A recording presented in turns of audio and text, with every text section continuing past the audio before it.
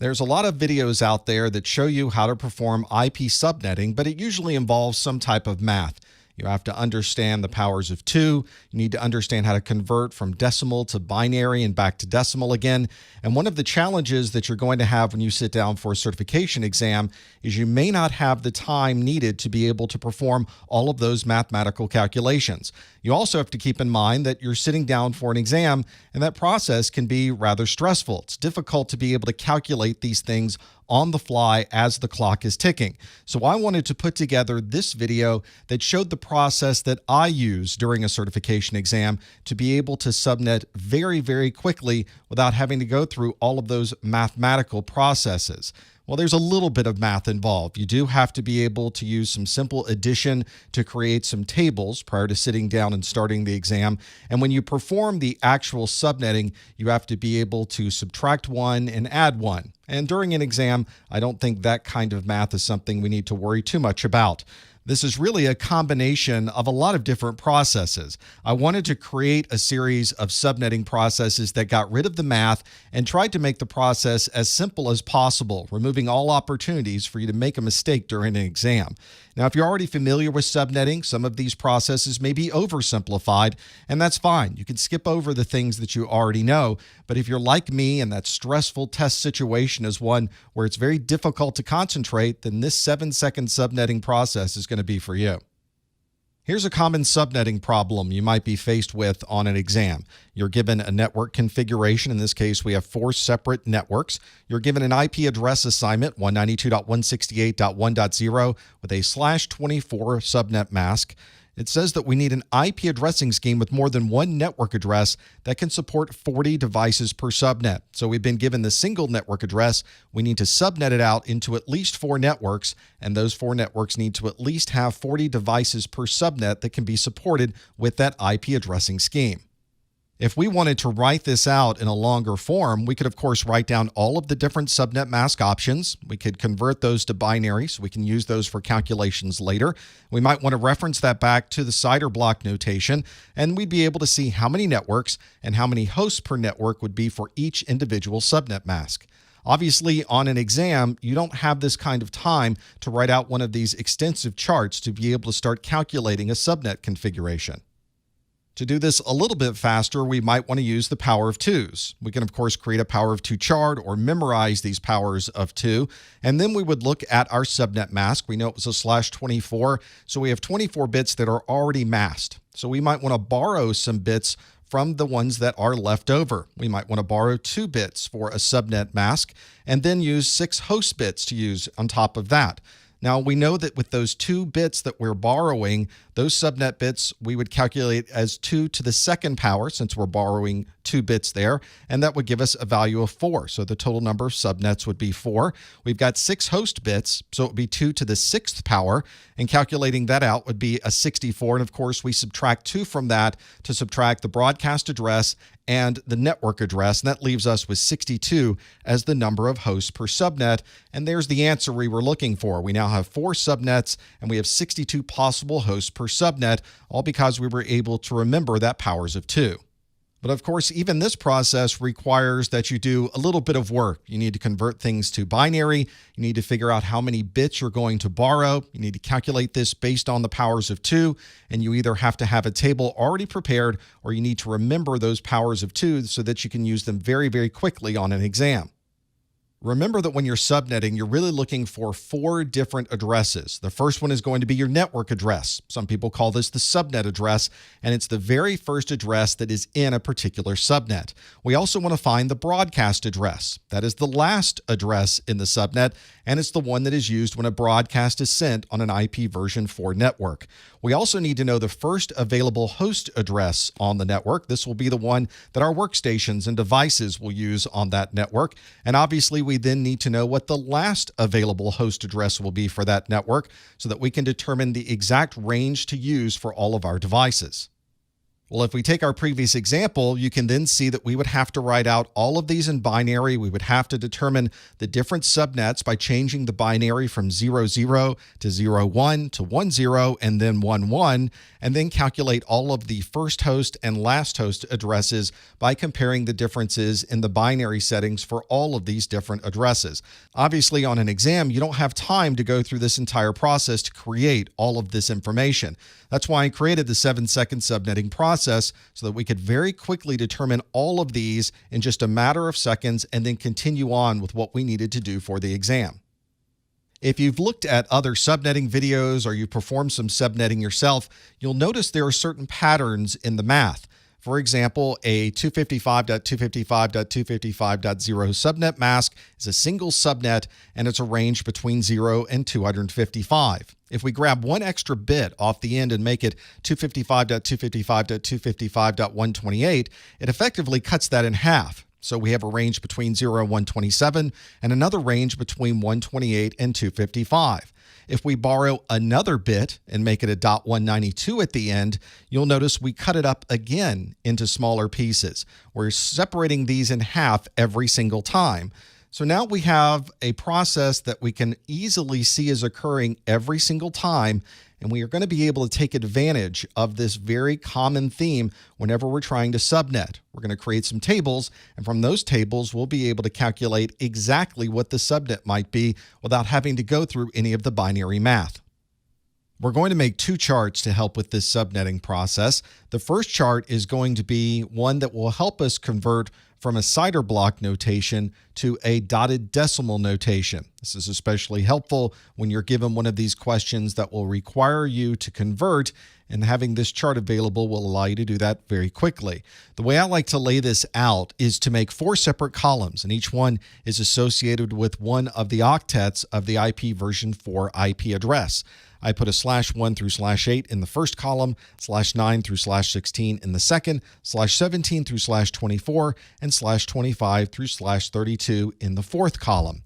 Then I want to calculate how many networks will be available in each one of these, and I put a 2 on the first row, and then I multiply that by 2 each time. 2 times 2 is 4, 4 times 2 is 8, 8 times 2 is 16, until I get to the bottom, and the last number should be 256.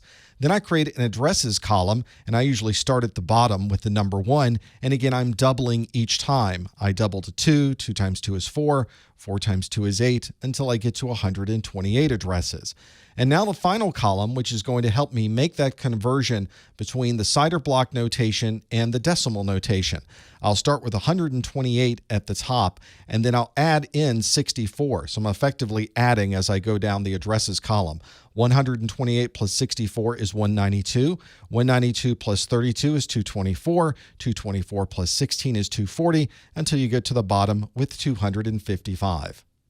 The second chart I create is one that shows me the address groupings given a particular subnet mask.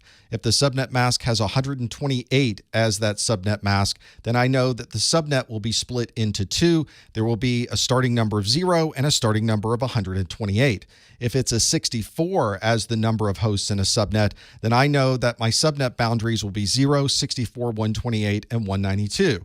And I write all of these out. It's obviously pretty easy to memorize an address boundary at 128 addresses or 64 addresses or 32. But when you get into these smaller numbers, especially as it gets higher up in the list, it becomes a lot more difficult to remember where the exact boundary is. And remember, we're trying to do this as quickly as possible. We don't have time to calculate all of these on the fly, so I write everything out during this period so that it's now sitting right in front of me and I can perform any type of subnetting now in 7 seconds. Of course, all of these charts are the ones that work for me. You may find a different layout or a different way of performing this might work a little bit better. The key for me is to get everything on the page. That way I don't have to perform any of these calculations during the exam itself. Now that we have our charts available, we're able to subnet. The things that we're going to be able to derive from these two charts is that we're going to be able to convert the IP address and a cider block notation into the decimal form. That first chart that we created allows us to do this very quickly. That chart is also going to show us how many devices per subnet will be on this particular network. The second step of the subnetting phase is to calculate the network address. Some people call this the subnet address. And that second chart that we created allows us to very quickly find the beginning and the end of that particular subnet. Thirdly, we need to know the broadcast address. This will be the last address. And again, that second chart shows us what that ending boundary is. And lastly, we need to calculate the first usable and the last usable IP address of the subnet. That's very easily done by simply adding 1 to the network address and subtracting 1 from the broadcast address. Let's try doing a few of these and see if we can get the hang of it. The first subnetting that we're going to do is address 165.245.12.88 with a /24 subnet mask. Generally, the subnet masks that end on the 8-bit boundaries, the /8, the /16, and the /24, are generally something that's easy to calculate. But let's go through this process to show you how it would flow, and then we'll try some harder subnet masks after this. The first thing we need to do is convert both the IP address and the subnet mask into a decimal format. The IP address is already in decimal format, but this /24 needs to be converted. If we look at our first chart, we need to find the /24. It's in this third column. That's important for later. And you'll see that it converts to a 255. So let's write these down. We've got our IP address at 165.245.12.88, and my subnet mask has a 255 all the way into the third column. So we're going to use 255s all the way up until we hit that third column.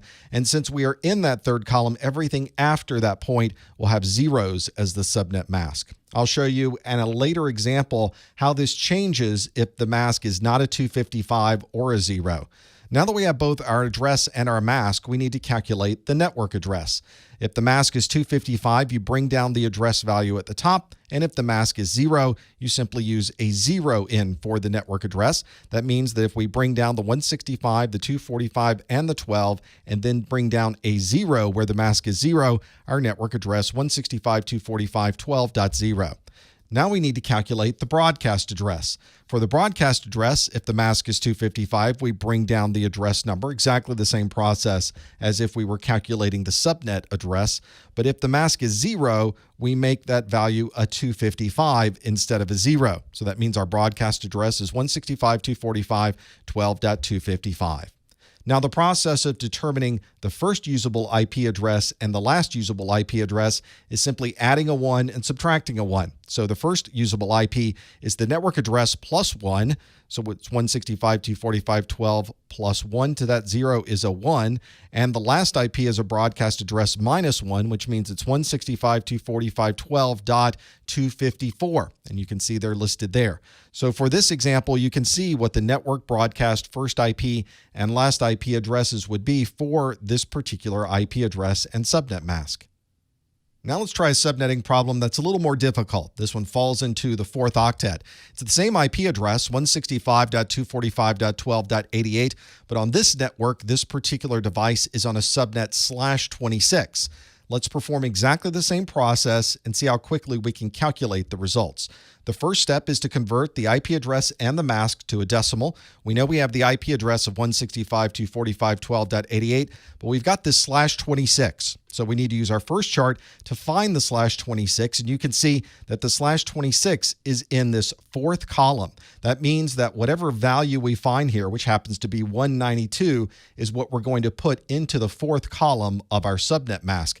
Everything prior to this number will be 255s, and if there were open octets after this, those octets would be 0. So for our subnet mask, since this is in the 4th octet, it's 255, 255, 255, 192 is that conversion for the /26. Another thing to notice as we're determining what this subnet mask is, it was a /26 that converted to a decimal 192, but notice that the number of addresses is listed as 64. That means we need to go down to our other chart where we have listed out all the addresses as 64 and determine where that number happens to sit on that particular column. That column was the 4th column. That was the one that was different than a 255 or a 0, and an 88 is the number in the address. So we need to find in this particular row where an 88 would fall, and in this particular case, it falls into this range that begins with a 64. That will be very helpful when we start determining where the beginning of the subnet is and where the end of the subnet is. So let's do that. Let's calculate the network address. If the mask is 255, we bring down the address value into a column. If the mask is 0, we'll use a 0. We don't have any zeros in our mask in this example. For any other number, we refer to the chart. And again, we had a 192 there, so we need to refer to our chart on that 64 row and determine where the 88 sits, and we know that that particular range starts at a 64. So our network address is going to be 165.245.12.64. Our next step is to find the broadcast address. And we've already done the work up to this point. We really don't even have to calculate anything because we know exactly where in this chart this particular range is for this subnet. We know that the network address is 64, so at the other end of this range is the number 127. We know it's 127 because the next range or the next subnet starts at 128. So very easily we can then bring down 165.245.12.127 and we have our broadcast address. And just like our previous example, to find the first usable IP address and the last usable IP address, we add one to the network address and we subtract one from the broadcast address. That means that the first IP will be 165.245.12.65, and the last usable IP will be 165.245.12.126. And there's the answer for the subnet 165.245.12.88/26. Let's run through another example. We'll use exactly the same IP address, but notice the subnet mask is different again, 165.245.12.88. This particular IP address is on a subnet /20. Same process that we used before. We need to convert that /20 to a decimal. So we're going to bring down the address value. We're going to find the /20 in our chart. And when we find that row, we'll see that it's associated with 240. But you'll notice that the /20 is in the third column of our chart. That means that the 240 is going to fall into the third column of the subnet mask. Everything before that value is 255. Everything after that value is a 0. We also know from our chart that there are 16 addresses in this subnet. So if we look at our row where all of the 16 delineations are, we need to find that number for that third column. Everything focuses on the column where that value is a little bit different. So that 12 that is in the address needs to be put into this row where there's all the 16s. Now 12 is certainly between 0 and 15. So it's in that first section of that particular row. So we know now what the exact range is going to be for the network address and for the broadcast address by very quickly determining where it happens to sit. So we want to be able to bring down any of the network addresses where the mask is 255. If the mask is 0, we use a 0. But for that column that has that 12, we know that it's actually going to start this range at 0. So our network address is going to be 165.245.0.0. The broadcast address works exactly the same way as the other examples as well. If there's a 255, we bring down the address. If there's a 0, we bring down a 255. But again, we've got this third column, so we need to look to see what our range is for this column. And because it is the 16s, we know that it goes from a 0 to a 15. So we can look at our chart and know immediately it's 165.245.15.255 is our broadcast address. From here, of course, to calculate the first usable IP and the last usable IP, we're simply adding one and subtracting one, which makes our first IP 165.245.0.1, and the last IP is 165.245.15.254. You can start to see how fast you may be able to make this work once you become accustomed to knowing where to look in the charts and where to find the information that you're looking for. Let's try one last example. Let's try and address 18.172.200.77/11. It's the same process we used before. We're going to convert that /11 to a decimal. So we need to find the 11 in our chart. It's in the second column. You can see the /11 is a 224 with 32 addresses per subnet. So if we write this in, it's 255.224. Again, we put it in the second column because that's where we found the /11. Everything prior to that column is 255. Everything after that column is a 0. Now that we have the address and the subnet mask written in decimal, let's find the network address. We know that we're going to be using these 32 addresses per subnet. We're going to look at our row where the 32 is, and we're going to look at our second column. That's where we found the /11. The address value is 172. So we need to find in our row where the 172 happens to be. And it's in this range right here between 160 and before the next subnet starts at 192. So it'll be 160 through 191. Well, now we already have the values we need to calculate the network address and the broadcast address. So we'll use those numbers with the 160. We'll bring down the 18. We'll use the 160. And of course, where there's a 0, we bring down the 0 for the network address. For the subnet address, we use the last value that's in this range, which is a 191. So it would be 18.191. And of course, where there are zeros, we bring down the 255. And that's our broadcast address. And for the last step, where we want to find the first usable IP address and the last usable IP address, we'll add 1 to the network address and subtract 1 from the broadcast address. That makes our first usable IP 18.160.0.1, and our last IP is 18.191.255.254. And there's the answer for the IP address subnetting for this IP address of 18.172.200.77/11. Now that you understand the process that I use to understand this during an exam, you can, of course, try this yourself. Write down your own charts, customize them to fit best for the way that you work, and try some IP address problems yourself. You may find that you're able to perform these very quickly in a very short period of time, and it's certainly a good way to check your work when you're in the middle of an exam.